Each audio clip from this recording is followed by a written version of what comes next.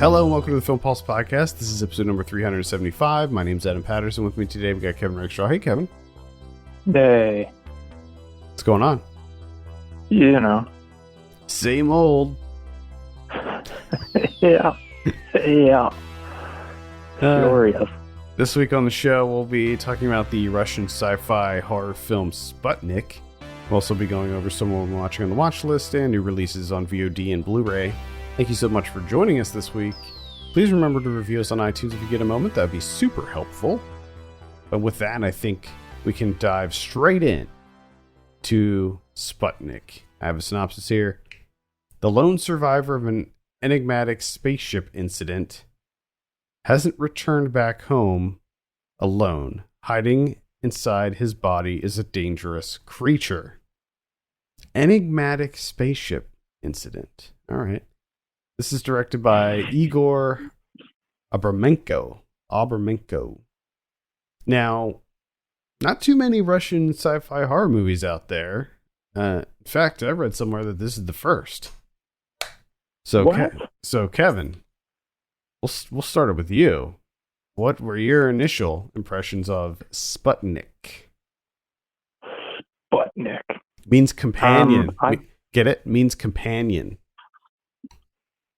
Okay. All right. You see what they did? That opens things up. Now I get it. It's all become so clear to me what they're going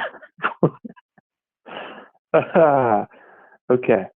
Sci-fi horror taking place in space. You know, that I like that kind of stuff. Love it. This is a bit different because everything happens once he comes back from space. So we're not dealing with the stuff out in space, but he does bring something back from space.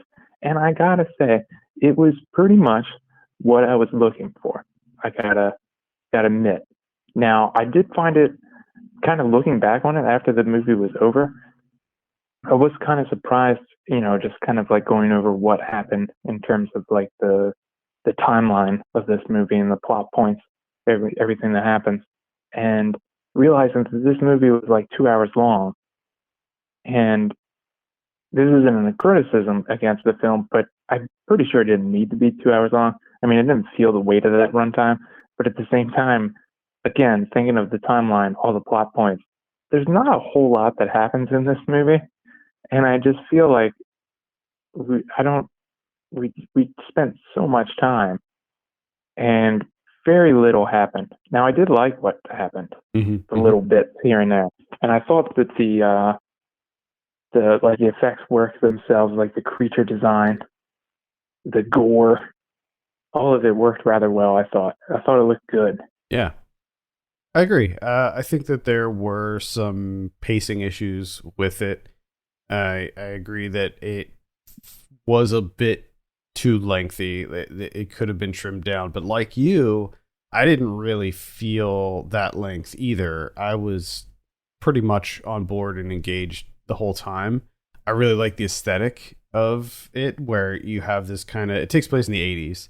So you have this kind of very drab, because it's all like in this research facility. It's in this like, space lab thing. I don't know what their version of NASA is called, what the Russian version of NASA is called, but it's in like their lab, and they're keeping this guy, this cosmonaut who comes back from space carrying something with him, and they're trying to figure out like what it is, how they can remove it from him, but also how they can weaponize it, because of course it's a government. So this is taking place, you know, during the Cold War. So got a lot of imagine if Russia got that, weaponized that during the Cold War.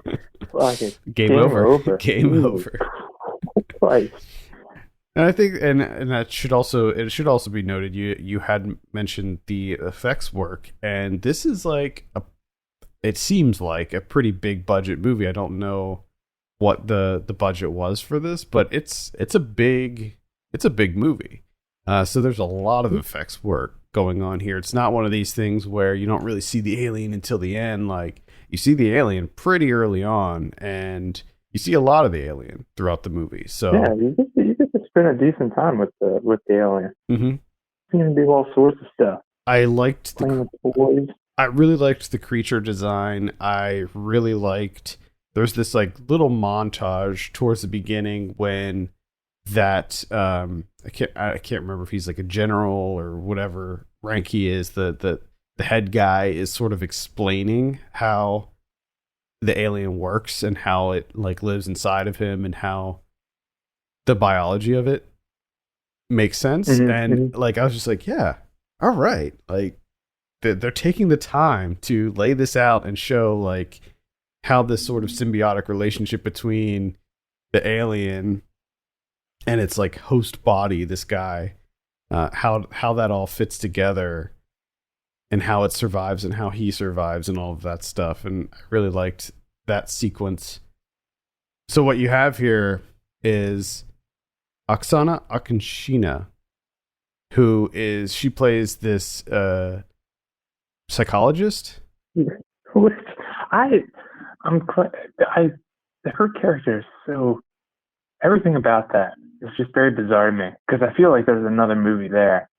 Because the way in which she gets recruited into this thing is she's introduced in front of this like board. Mm-hmm.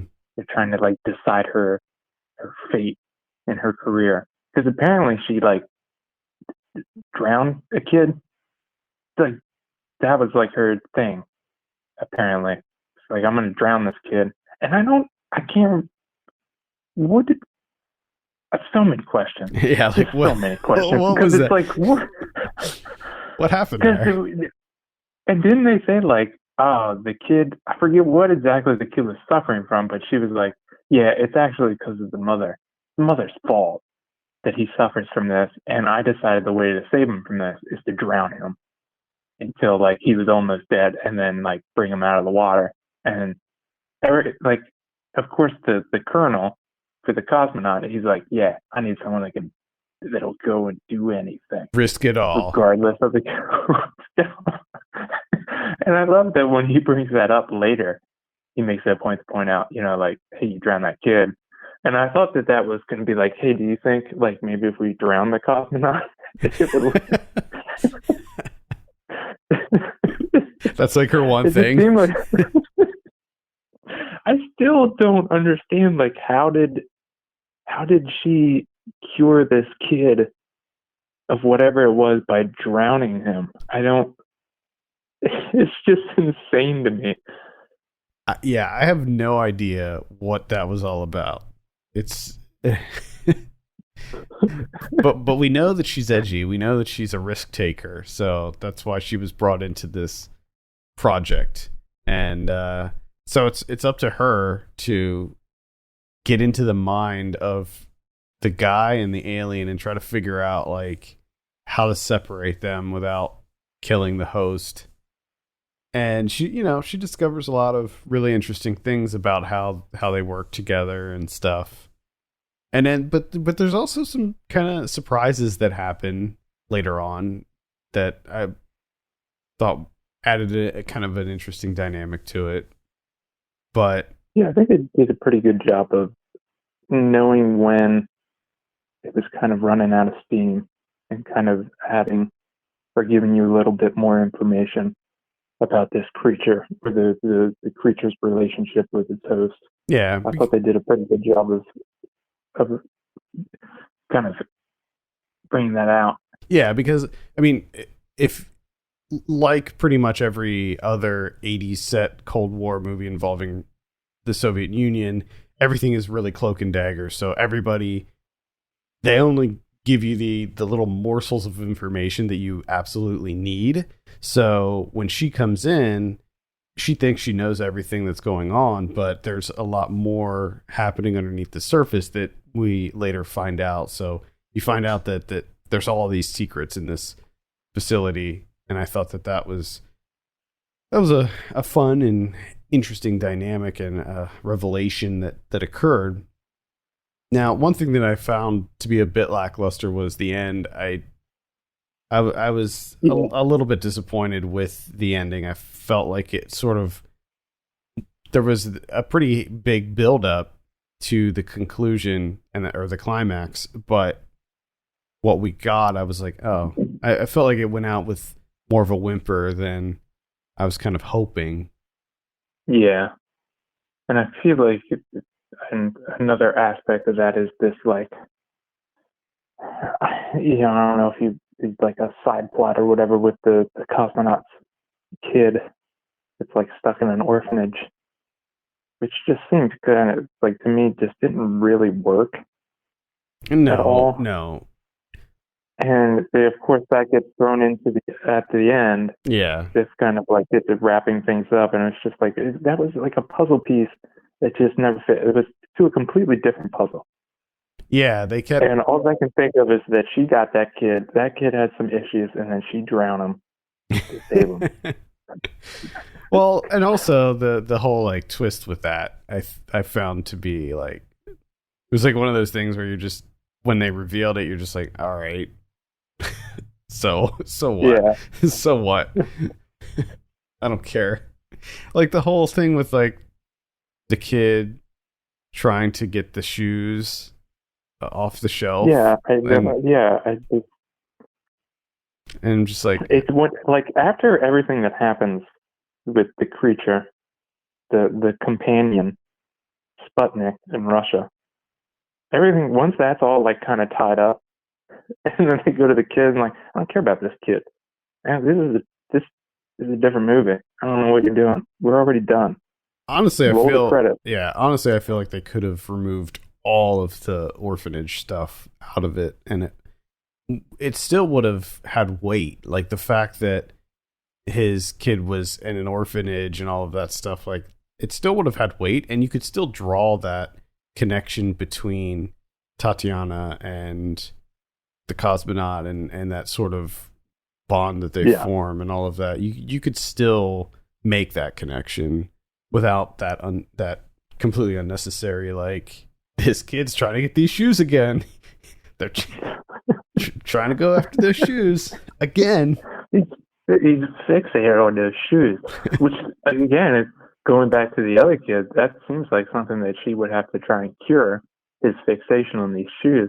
And she would probably choose to drown him in order to fix that, to rectify that.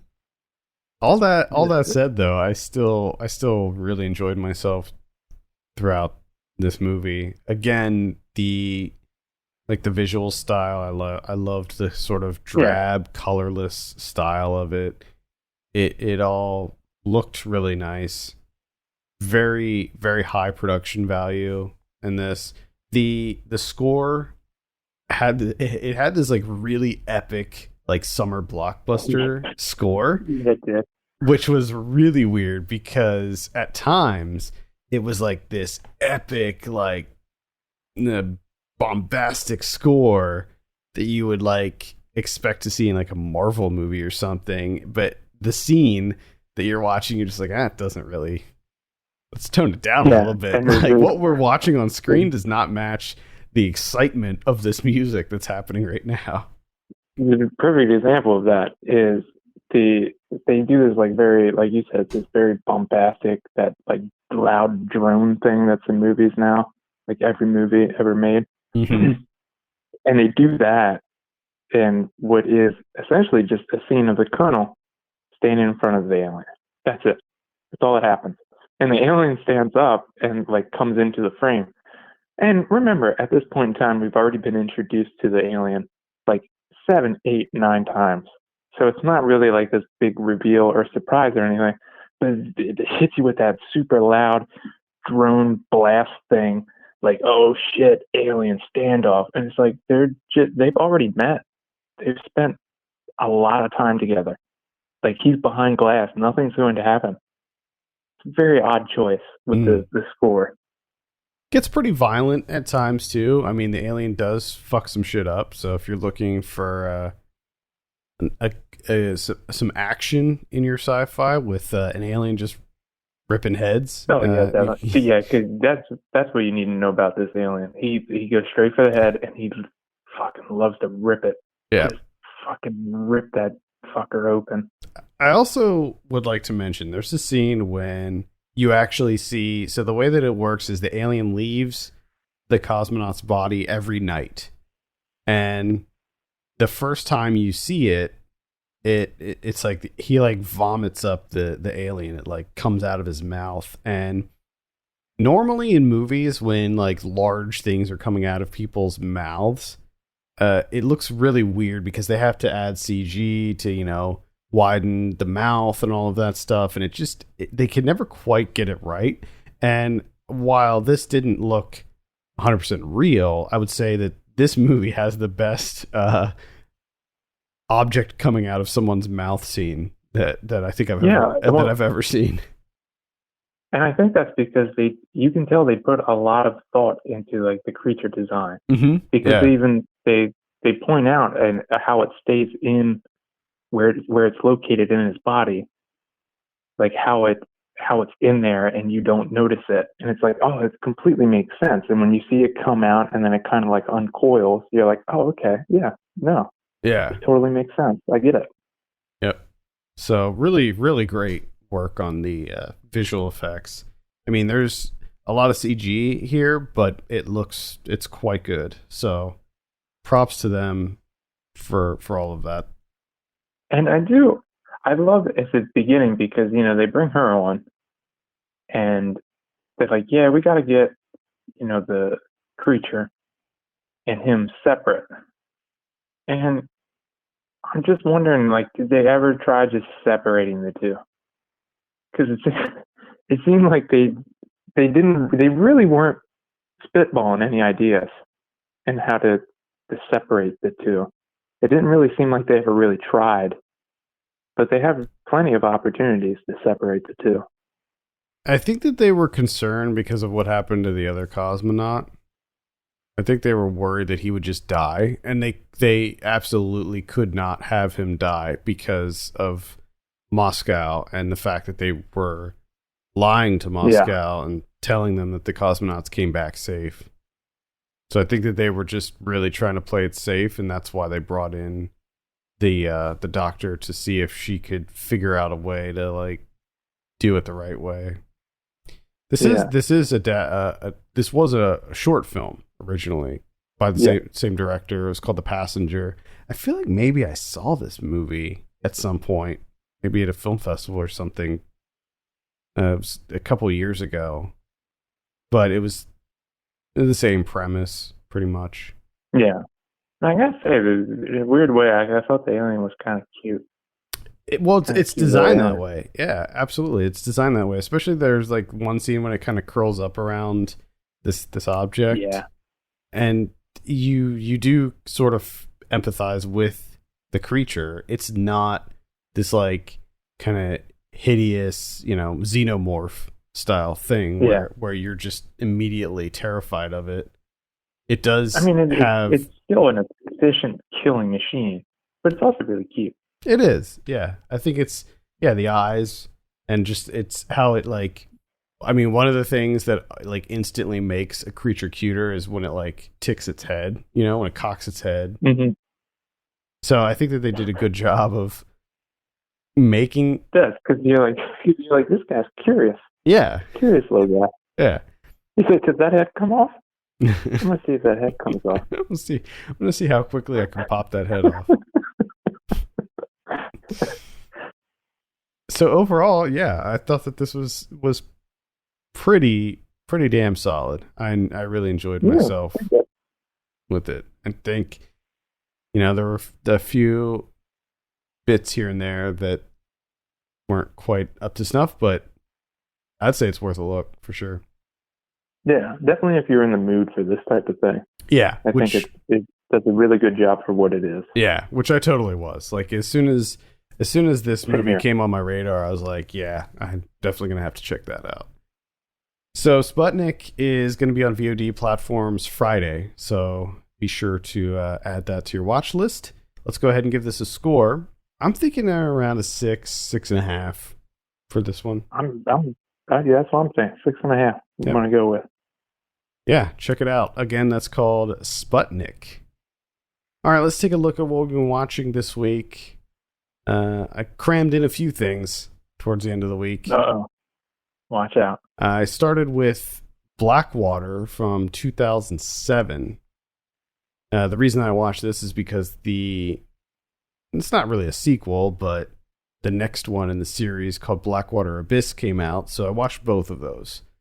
This is I think are they both directed by the same dude? Yeah, and Andrew Traucki. These are Australian creature features about crocodiles, killer crocs. Mm-hmm. The first one involves three people who are vacationing. They go on this like a fishing tour sort of in the swamps, and they get attacked by a crocodile, and their guide gets immediately eaten, and it flips their boat too.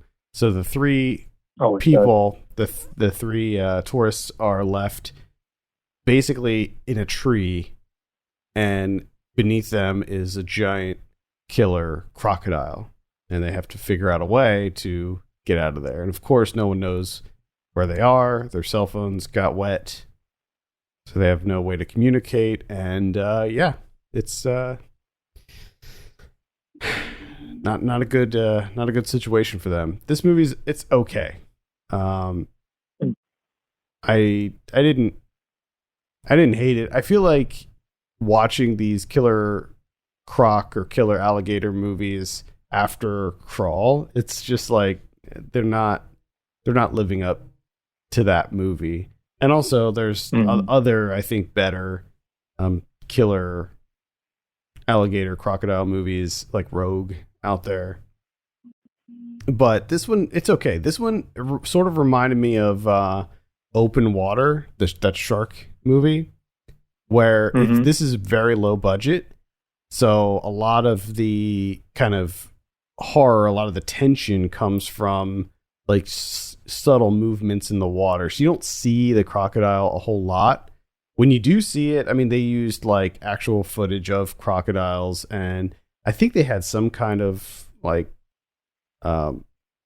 fake crocodile. There's no CG in this one. Now, in the second one, they amped it up a bit and did add some CG. It didn't look bad or anything.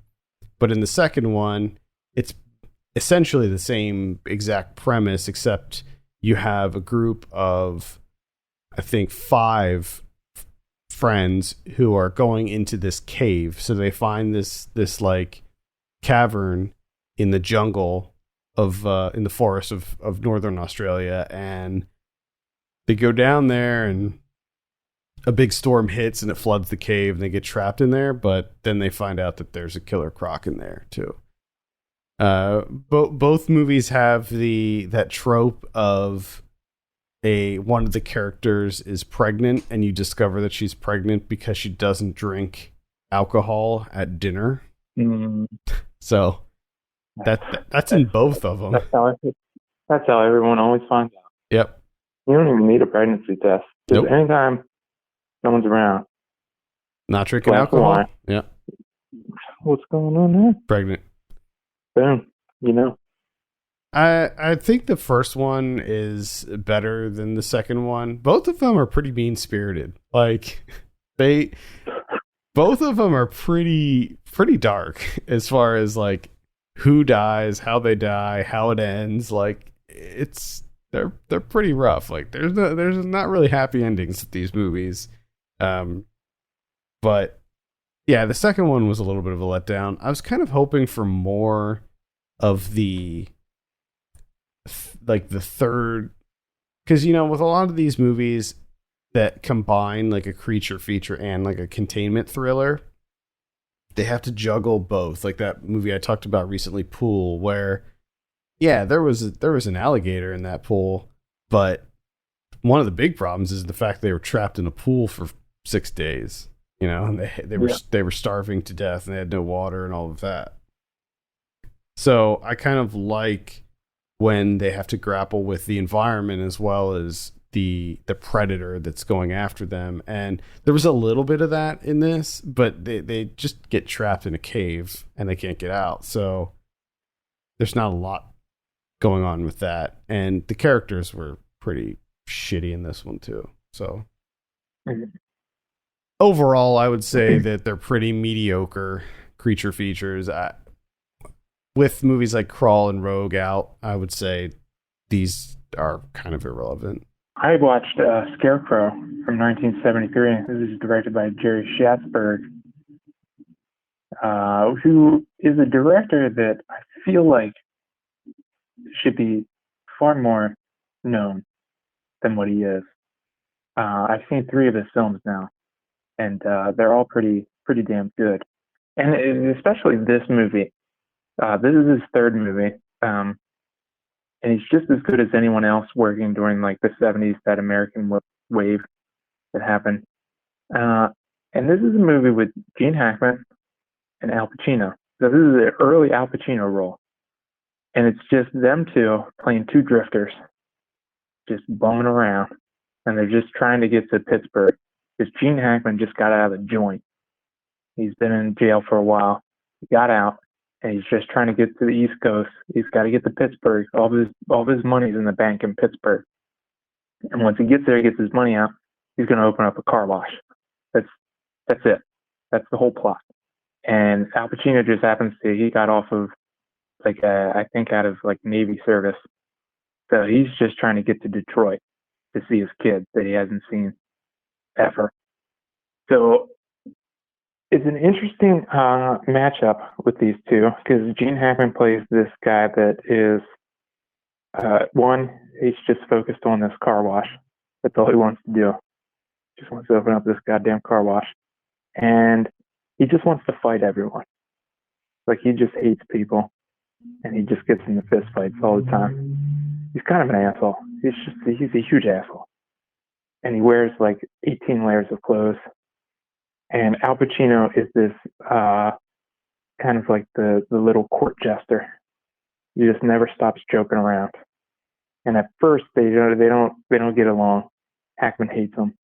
And it's really interesting to look at like male friendship, because the only thing that brings them together is Gene Hackman has a cigar and he doesn't have a lighter, and Pacino gives him his last match, and instantly that bonds him for life because of that small gesture.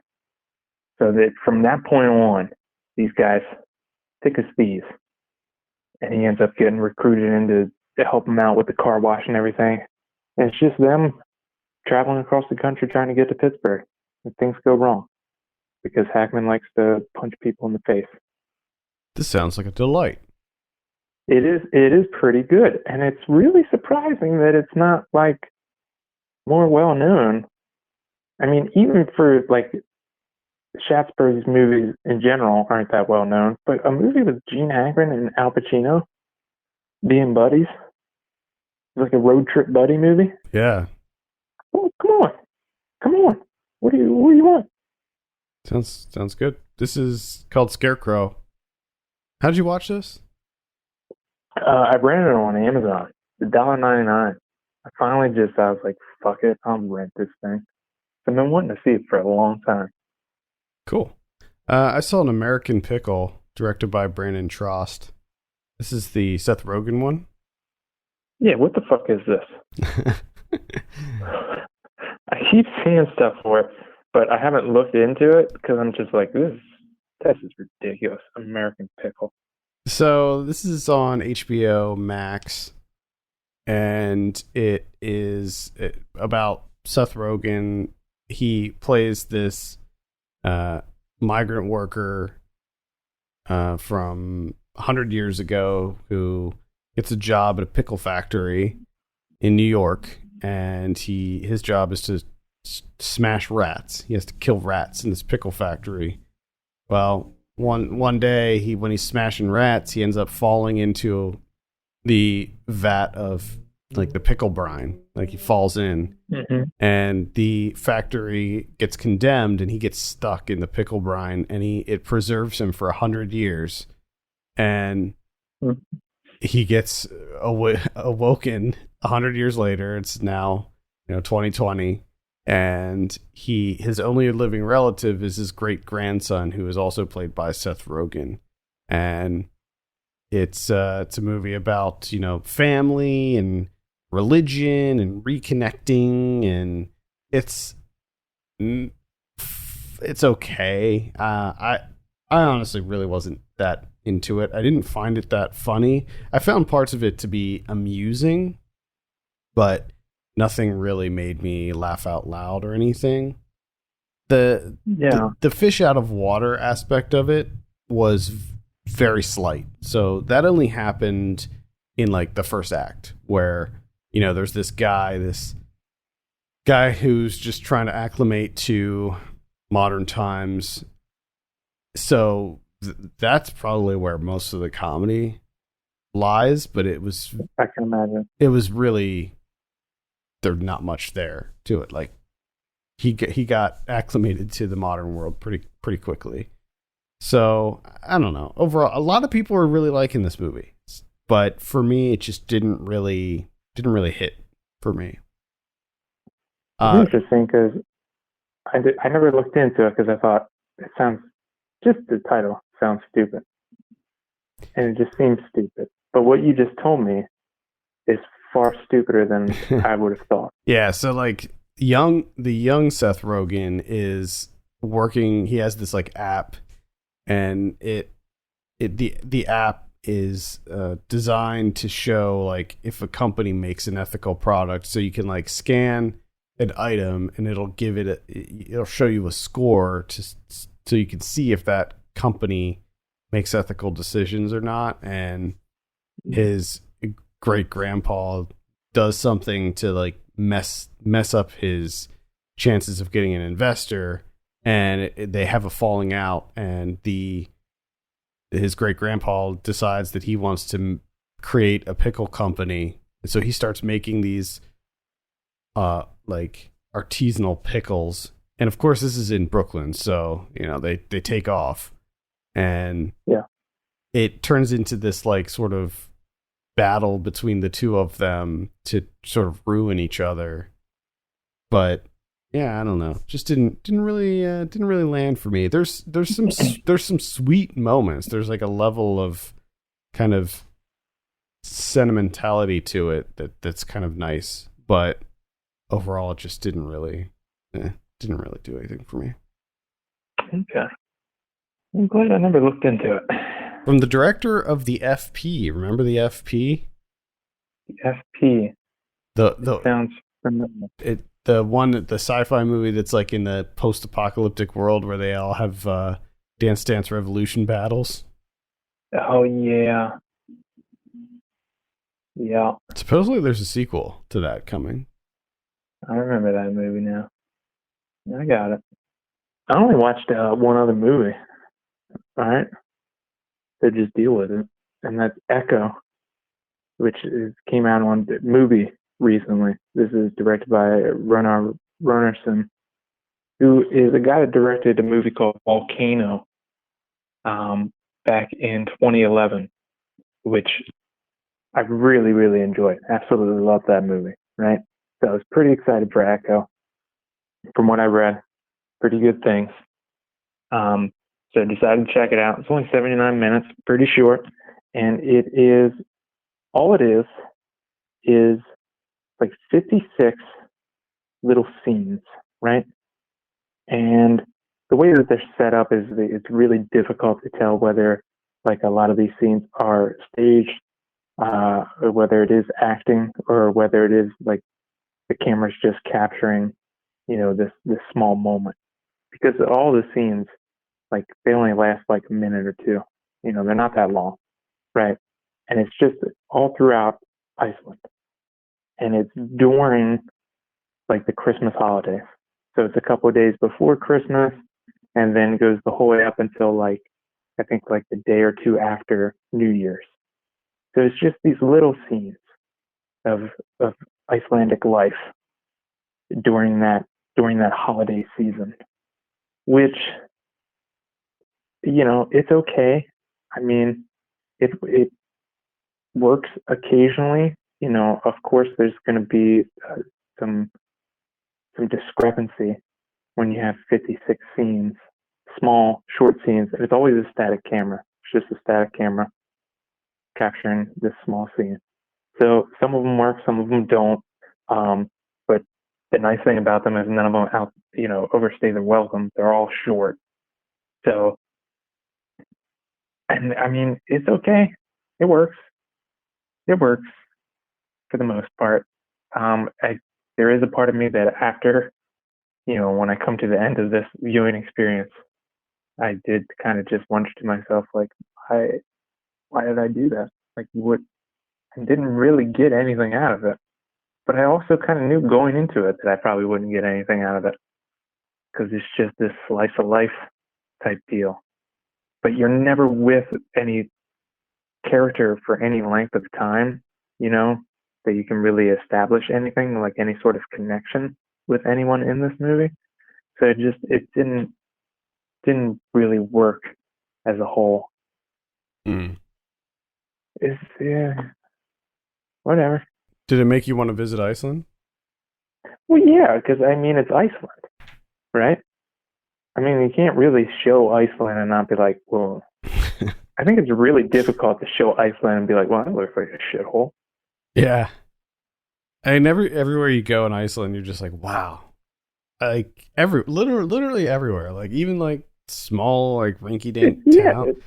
It's a small place with an amazing landscape. Yep. The cities are beautiful too. Like all of the towns and villages and stuff in Iceland are just really awesome. I might have to check this out.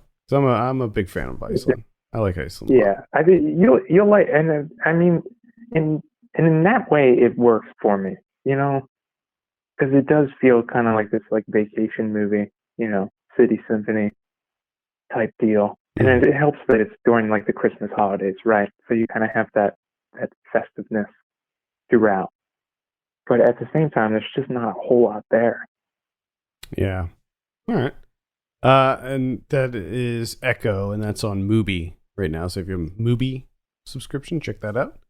The only other one I'll mention is The Tax Collector. This is the David Ayer one that came out this weekend. Mm-hmm. Oh boy. Oh boy. Where to begin? First of all, I will say that I am not a fan of David Ayer's movies. Looking at his filmography, I have seen 7 David Ayer movies, and I literally have not liked a single one. Gotcha. Except for Fury. Fury was the only David Ayer movie that I even remotely liked. That was the war, World War II movie about the tank crew. That was good. Mm-hmm. That one was good. But the rest, no. David Ayer has a very specific style. Like when you see a David Ayer movie, you're just like, oh yeah, this is definitely a David Ayer movie, where he likes to mix in action with just brutal, mean violence. And I think Sabotage is probably the best example of that. This movie that is just so relentlessly grim and violent and awful that you just feel dirty after you watched it, and you're just like, ugh, can't deal with that ever again. He also did End of Watch too. I don't know if you remember that one, where it's like a found footage style movie, but it's about 2 cops, Jake Gyllenhaal and Michael Pena.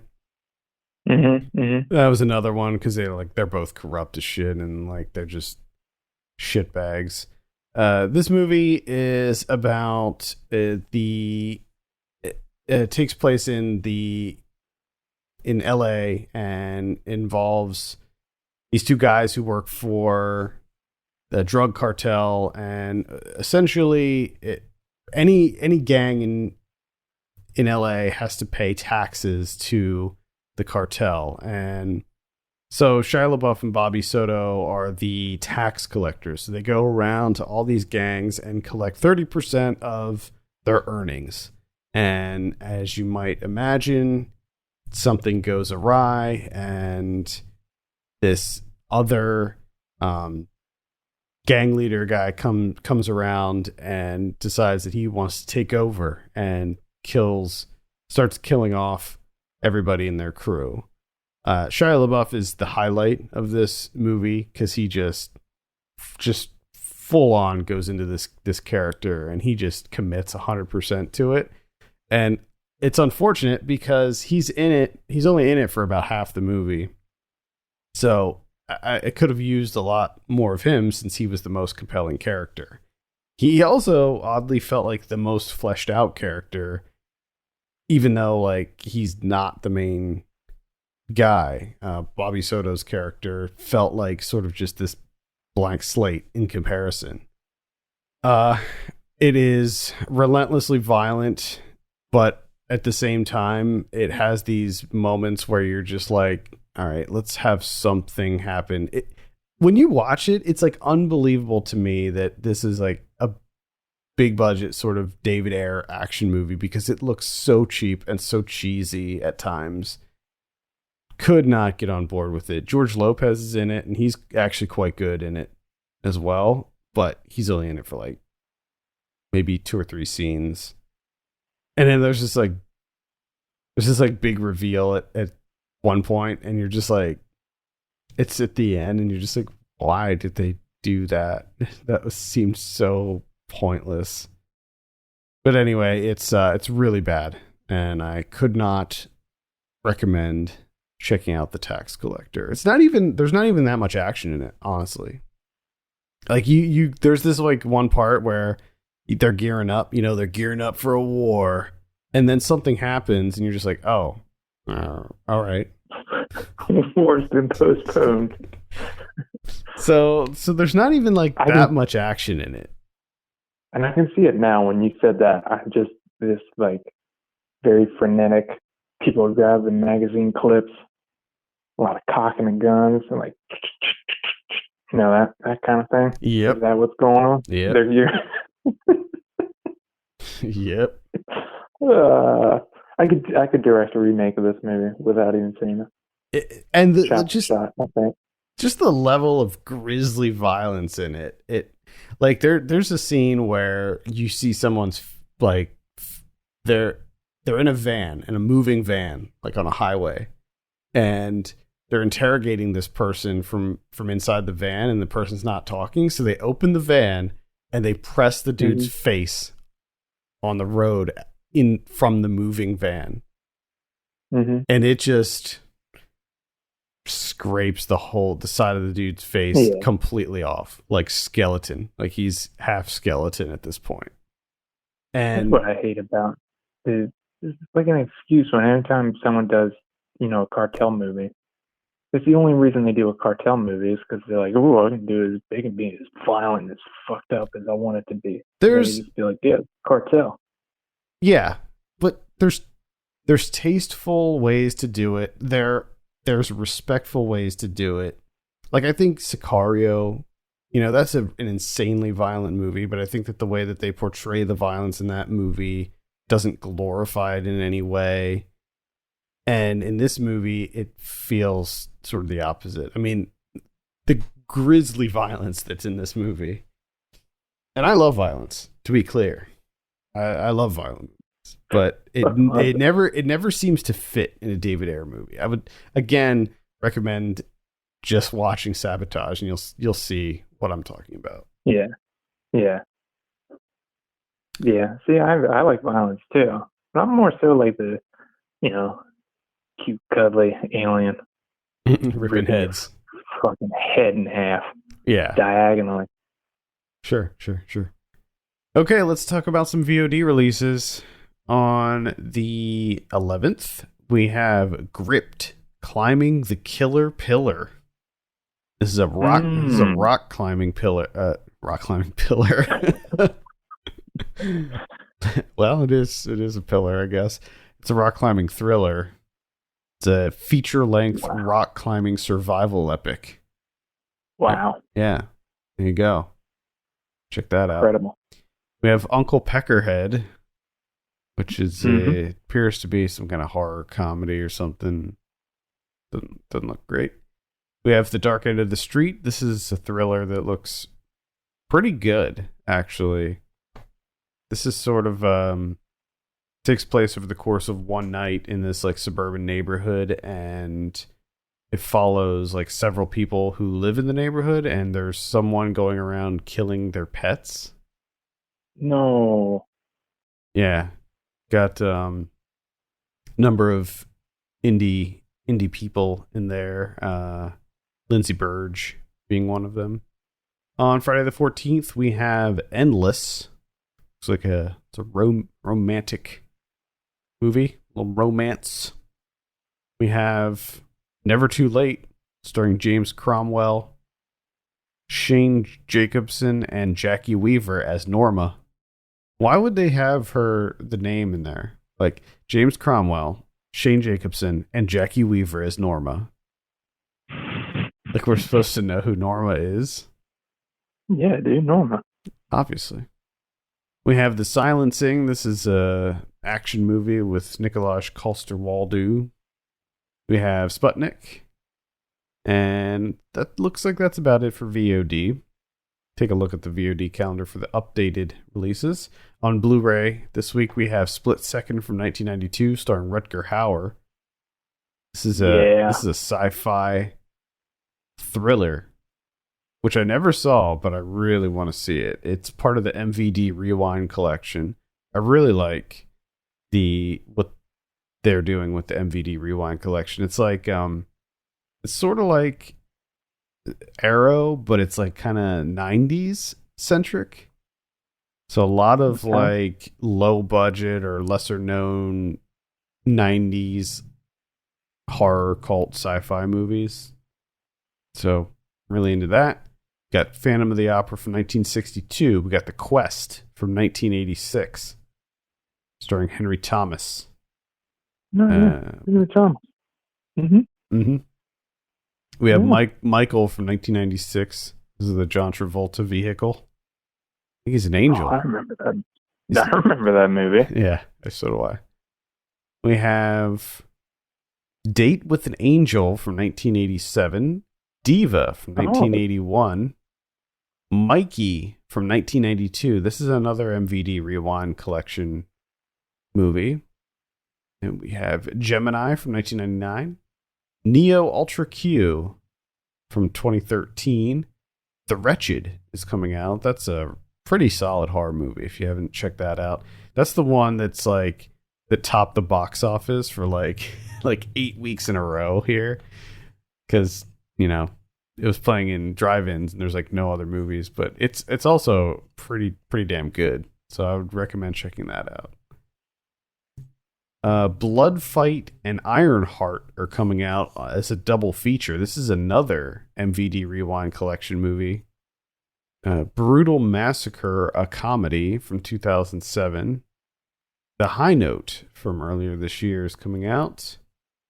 Lucky Grandma from, I think that maybe came out late last year, maybe this year. Might have been this year at some point. There's just something called Serial Killer Collection. I'm looking at the cover here, and it's just got like a woman's butt on the cover. Nice. Serial Killer Collection, the most deranged movies ever made. Could you just have like a naked butt on the cover of a movie? Like, I don't know. Let me read this. Let's look at this description here. Let's get into it. Let's dig a little deeper. Mainstream movies that depict serial killers completely sanitize their actions, or they rely too much on blood and gore. In this collection of 4 movies, the emphasis is on the bizarre, aberrant behavior. The main feature, depraved, is a word that sums it up best, but there are 3 other movies that are just as twisted. Okay. It doesn't say what those movies are. You guys have to find out. So, Secret. They only give you one. Depraved. How to Build a Girl is coming out. Let's see. Live Feed from 2006. Inside the Rain. Ozone from 1995. This is one that came out before, pretty recently. I'm not sure if this is some other version. No, they're just trying to sneak it out again. But I remember I wanted to add this to my watch list when we originally talked about it, and I forgot. So I'm going to do that Yeah. Rectify. Now's the time. What do we have on Criterion this week? Oh, we got a big one. Another box set. It's the complete films of Agnes Varda, which you would think it already would have happened on Criterion, considering that they pretty much have all of her stuff. Films. Yeah. Yeah. And I mean, they've been riding the Varda wave for a very long time. Mm-hmm. But now you get them all together, all of them. It looks like 1955 all the way up to 2019. It's a big tons of movies. Big collection. Ridiculous. All right. So, I mean, I would definitely suggest that. I would get it. I would maybe wait until there's another 50% off Barnes & Noble. Yeah, okay, yeah. That's a good call. It's a pretty pricey collection. I mean, you get a lot. Definitely worth that price. Yeah, you get a lot with it. Yeah, but I hear you on the waiting and getting that 50% off. Because then that's a deal right there. Oh yeah. Boy. Oh, yeah. Killer deal. With that, I think we can end it this week. Thank you so much for listening. You can send us your questions and topics to podcast@filmpulse.net. You can follow us on Twitter @filmpulsenet and @filmpulsekevin. And if you have a minute, consider reviewing us on iTunes. We would appreciate that very much. For Kevin Rakestraw, my name's Adam Patterson. We'll see you next week.